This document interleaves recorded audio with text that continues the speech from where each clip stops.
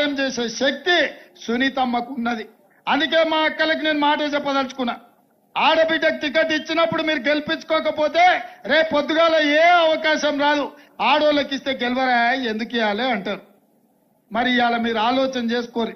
రేపు మన ఇంట్లో మన ఆడబిడ్డలకు మళ్ళా రాజకీయంగా అవకాశం రావాలి అని అంటే ఈ ఆడబిడ్డను మీరు గెలిపించాలి. మీ ఓటు మీరు వేసుకుంటే చాలమ్మా, వీళ్ళు ఎక్కడన్నా తిరగబోని వీళ్ళతో ఎందుకు, మీరు అనుకుంటే చాలు. మీ అక్కలు అందరు మా అక్కలు అనుకుంటే మీ ఆడబిడ్డ లోటు మీ ఆడబిడ్డకి వేసుకుంటే వీళ్ళు వేసినా ఒకటే వేయకున్నా ఒకటే. అవునా?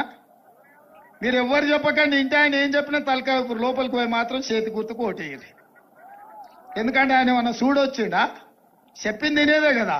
ఆయన చెప్పింది మీరు వినండి, మీరు చెప్పింది ఆయన వింటాడు. ఓటు మాత్రం చేతి గుర్తుకు అక్కకేయాలి. ఎందుకంటే మన సిలిండర్ 500కే రావాలి, మన ఆర్టీసీ బస్సు ఉచితంగా ప్రయాణం చేయాలి, మన 200 యూనిట్లు జీరో బిల్లు మన ఇంటికి రావాలి, మన ఇందిరమ్మ ఇల్లు మనకు రావాలి, ఆరోగ్యం బాగలేకపోతే 10 లక్షల రూపాయలు వైద్యం మీ చేతికి అందాలి, మీ రోడ్లు పరిష్కారం కావాలి, శాశ్వతంగా మీ నీళ్ల సమస్య ఇప్పుడు వారానికి ఒకసారి వస్తుంది, మీకు రెగ్యులర్ గా మీకు నీళ్లు రావాలి తాగనికంటే ఇవాళ ఈ ప్రాంతంలో గెలవాలి. ఇక బీజేపీ వాళ్ళు చేసింది చెప్పుకోనికేం లేదు.